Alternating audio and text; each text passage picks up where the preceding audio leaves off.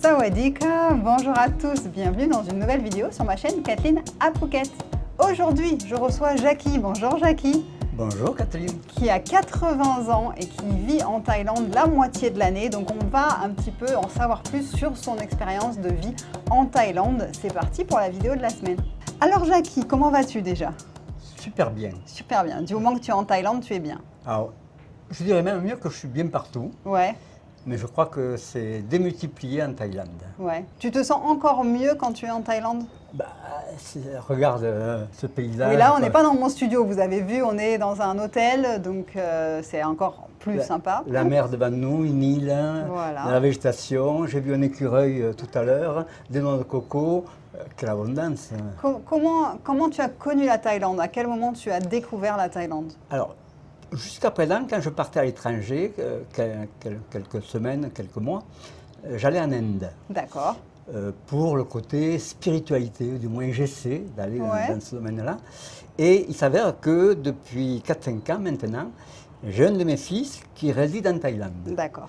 Et donc c'est la bonne occasion pour venir en Thaïlande. Et donc ça va faire la 4e année que je viens régulièrement. Ouais. On va dire 6 mois de l'année. Tu fais 6 mois en gros. Hein. Voilà. Et je trouve que pour moi ça me convient tout à fait. Ouais. Puisque d'un côté, l'hiver, en Occitanie, je viens oui, ici. j'entends l'accent. Bien sûr. Tu viens de quelle ville? Alors, Narbonne, Béziers.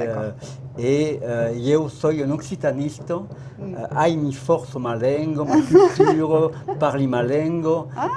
Donc pour moi c'est quelque chose d'important parce que j'ai eu de ma grand-mère cette belle langue. Et donc 6 mois, je viens en Thaïlande, c'est la belle époque justement, à tout point de vue, belle époque. Et le reste de l'été, printemps-été, je suis en France et comme j'adore des festivals, des rencontres. Donc finalement, ça qui est bien, c'est que je passe printemps-été en ce moment toute ma vie. Tu es en été toute la vie, tu n'as plus de période d'hiver, c'est vraiment ça qui te plaît. Et donc toi, quand tu viens 6 mois, tu as fait faire un visa retraite que tu as à l'année, c'est ça? Alors précédemment, je faisais tous les 3 mois, grosso modo, je renouvelais 3 mois. Mais là maintenant, j'ai fait un visa retraite. Un visa retraite à l'année, ok. Et donc là, quand tu viens en Thaïlande, tu vas à quel endroit alors?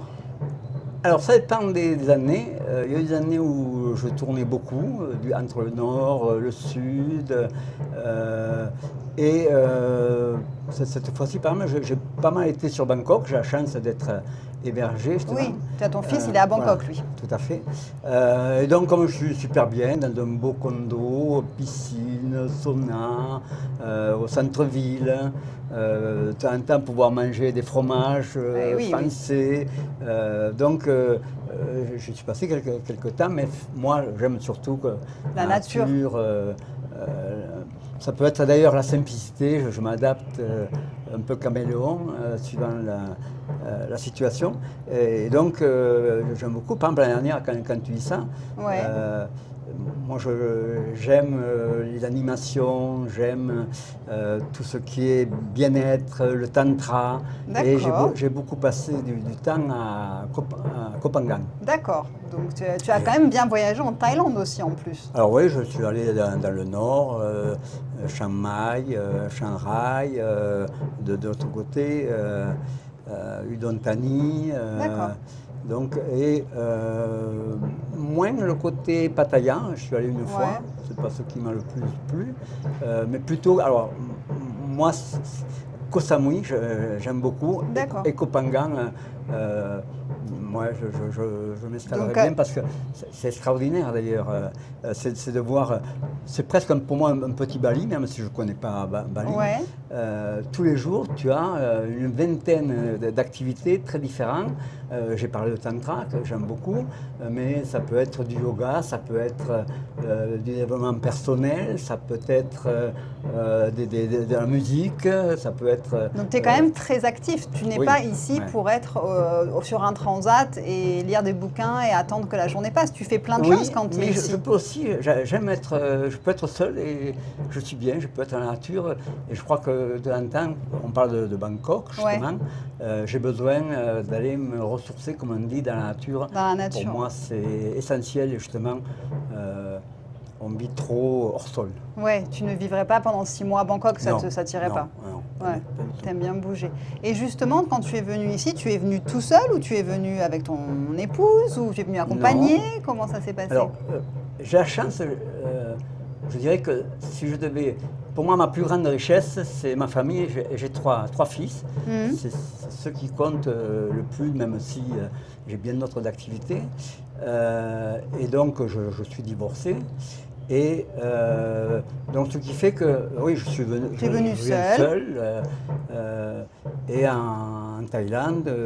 Alors, comment ça se passe? Est-ce que tu es toujours tout seul ou pas? J'adore la Thaïlande. Merci, sincèrement, parce que je pourrais dire que j'aime tout, parce qu'en même temps, je respecte leur culture, leur système politique, etc. Mais dans ce que je vis, dans ce que je ressens, j'aime tout, là, cette gentillesse extraordinaire des Thaïlandais. Et je suis dans l'abondance, je dirais, côté féminin. Car pour moi, je pourrais dire que je suis un adorateur de la femme. C'est bien. Extraordinaire.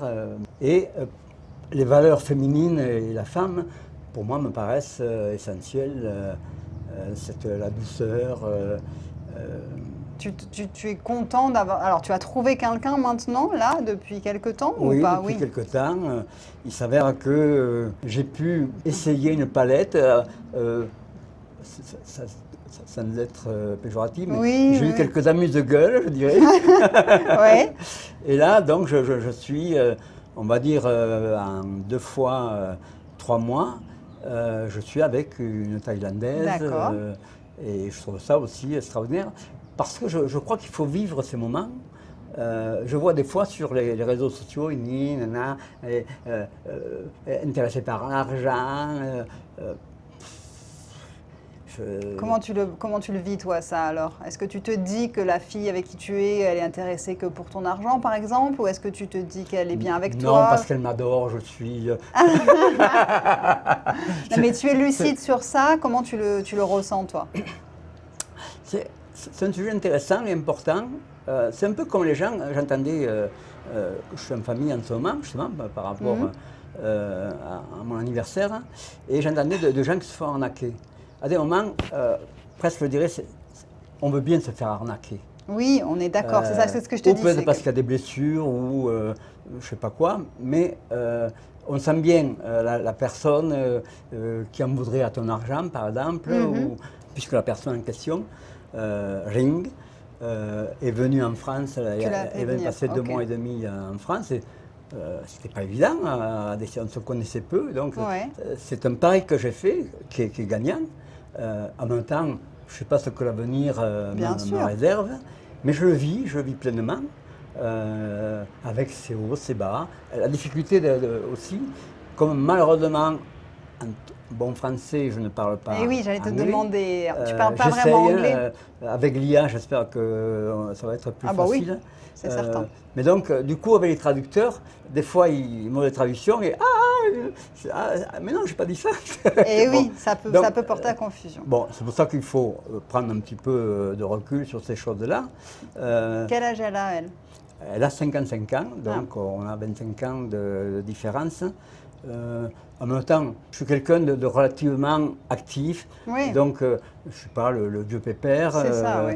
Et avec tout le respect que j'ai pour le vieux pépère. Pour les vieux pépères, on leur passe le bonjour. Vit la vie qu'il veut, qu'il souhaite, à sa façon. Simplement, ça me paraît important, c'est une question de choix. Tu as envie de vivre pépère, vie pépère. C'est pas mon style, mais à chacun a trouvé sa façon de vivre dans le choix, je dirais dans la conscience. Alors ça, bon, c'est plus difficile, y compris pour moi. Ouais, mais là, en fait, tes journées, elles se passent, parce que comme tu disais, tu es quand même quelqu'un d'assez actif, et pour ton âge, c'est vrai que c'est rare, hein. Beaucoup en Thaïlande, on va dire, ont des vies très très calmes, très plan-plan. Et toi, comment tu organises tes journées? Parce qu'à Bangkok, c'est l'effervescence, au fait. Ouais. Tu fais plein de choses, c'est ça? Qu'est-ce que tu fais? Je fais plein de choses, mais actuellement, par exemple, sur Bangkok, je ne suis pas allé particulièrement visiter un truc ou un autre. J'habite à côté de Lumpini, le parc de Lumpini.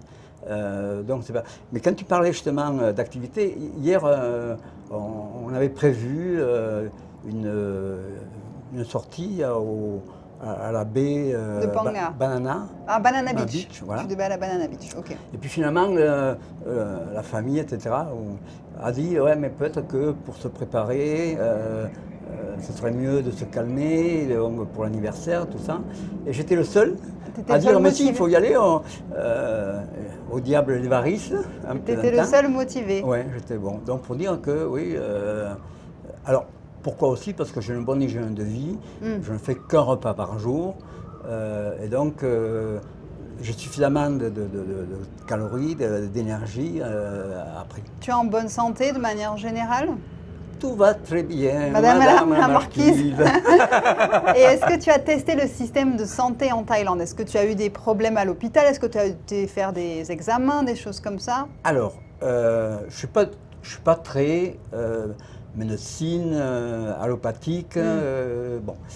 Mais il s'avère que mon fils en Thaïlande est sensible à la santé. Et donc, quand je viens en Thaïlande, je vais faire un check-up. Il te fait faire un check-up. Et je vais à BNH, Hospital, et extraordinaire.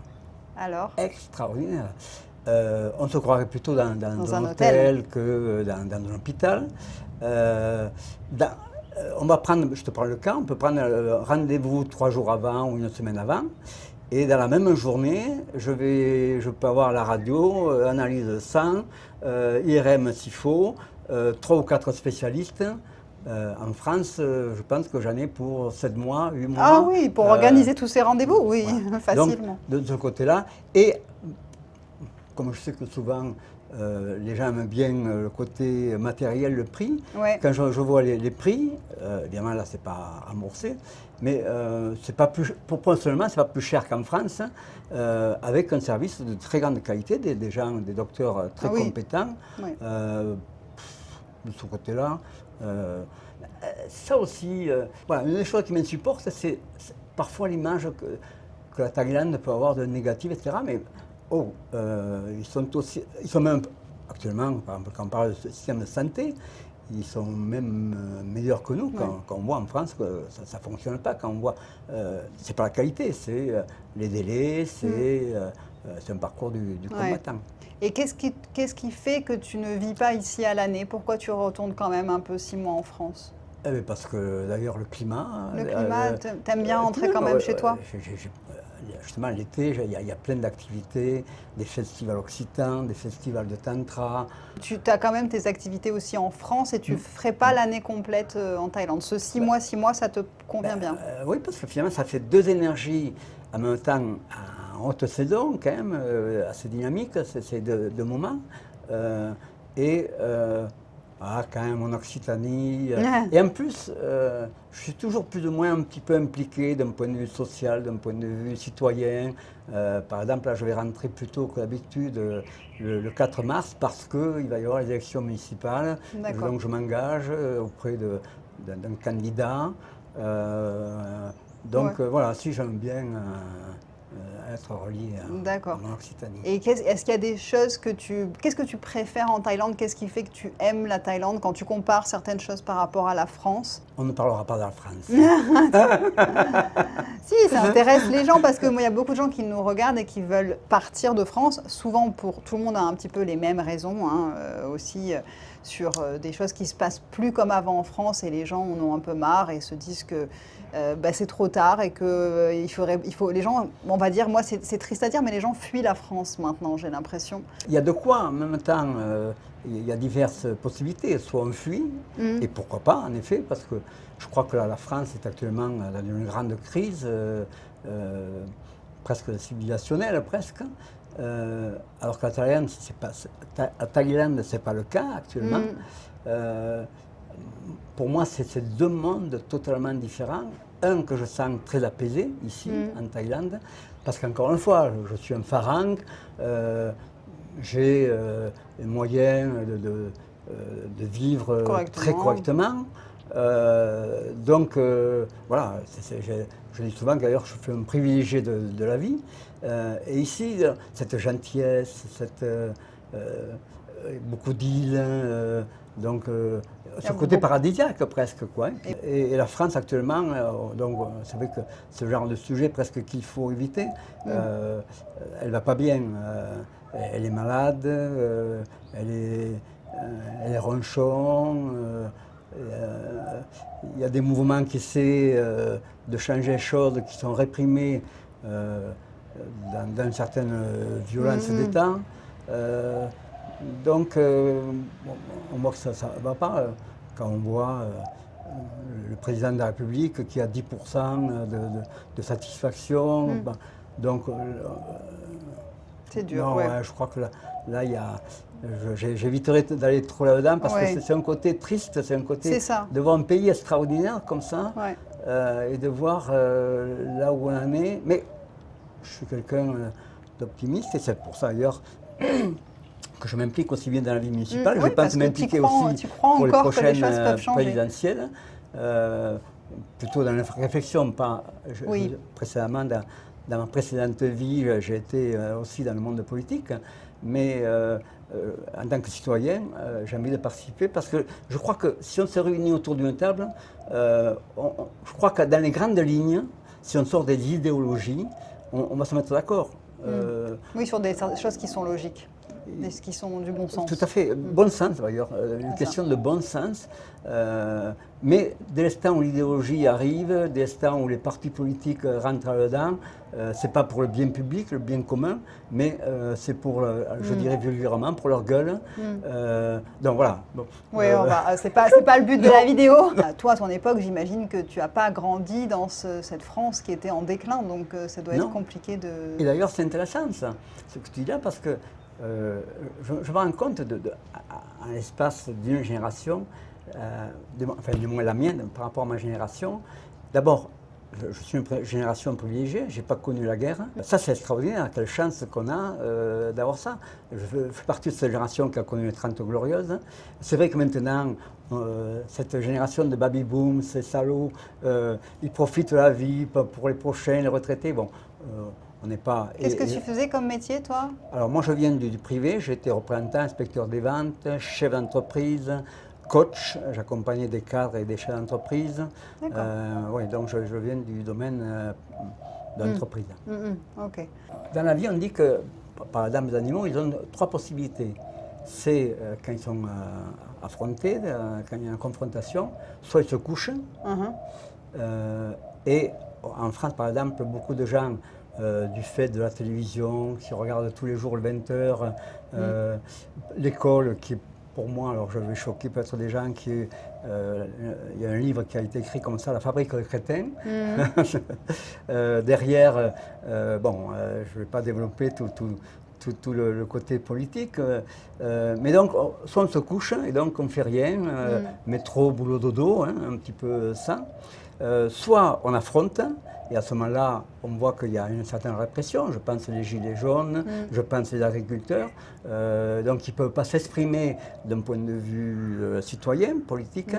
Soit on fuit, et c'est une éventualité. Donc à un moment donné, quand tu ne peux pas, t'en as marre du système, quand tu essaies de le changer, que tu vois que ça ne marche pas, c'est le cas en France actuellement, ben, tu dis, il vaut mieux que j'aille voir ailleurs. Être tranquille, apaisé, non pas dans ce côté. Et donc, la Thaïlande, donc, je ne vais pas faire la publicité, je ne suis pas payé par la Non, on n'est pas payé par la Thaïlande, on devrait être payé par la Thaïlande. Mais franchement, ça me paraît avoir tous les meilleurs critères pour les Français. Et si en plus on parle anglais, Les retraités, sûrement, parce que c'est vrai qu'après, les gens qui travaillent, c'est un peu plus compliqué d'ici de créer Sauf une les vie. fameux nomades. Digital nomade, là, c'est oui, tout à fait faisable. Mais c'est vrai que les retraités sont quand même bien ici et heureux. Hein. Ouais, et c'est là où, moi je dis souvent qu'on vit une époque formidable et formidable. Parce que justement, moi j'aime beaucoup, j'utilise beaucoup l'IA. Et de plus en plus, par exemple, ça dépendait que moi, je supprimerais grosso modo en grande partie l'éducation nationale. Et avec l'IA maintenant, il va y avoir des ouvertures, des possibilités assez extraordinaires qui vont te permettre de pratiquer ton métier du bout du monde. Ouais. Beaucoup, tout se passe par Internet. Et quand je dis ça, je le cite parce que je trouvais ça assez intéressant pour voir cette évolution, ces possibilités qu'on a et de l'autre, comment on les utilise. J'ai entendu c'était un chercheur dans l'occasion belge qui disait qu'en un siècle, une personne de 18 ans avait gagné 400 000 heures de temps disponible, libre. Ah oui. 400 000 heures.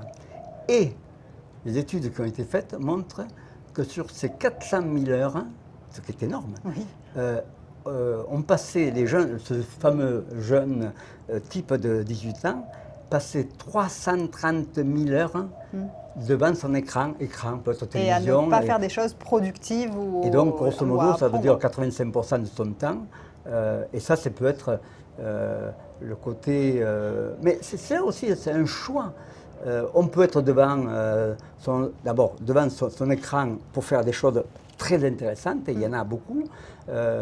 Et en même temps, même si on fait des choses très intéressantes, moi je sais que par exemple sur YouTube ou Facebook, j'ai toujours 15 minutes. Au bout de 15 minutes, ça coupe. Je remets des fois. Tu t'es bloqué, tu t'es mis un truc bloqué pour te limiter. C'est pas bloqué, c'est au bout de 15 minutes, hop, il arrête. Et donc je suis obligé, je me rends compte, Jackie, tu as passé 15 minutes, puis 30. Et donc ça me permet de me rendre compte, sinon tu passerais des heures, des nuits. Et c'est vraiment hypnotique, ces téléphones. Et surtout quand on fait des choses qui en effet ne servent à rien. Mais de l'autre, quand tu vois la richesse, justement par le politique, c'est grosso modo maintenant, c'est dans les réseaux sociaux, que tu as un autre discours que le narratif étatique. Tout à fait.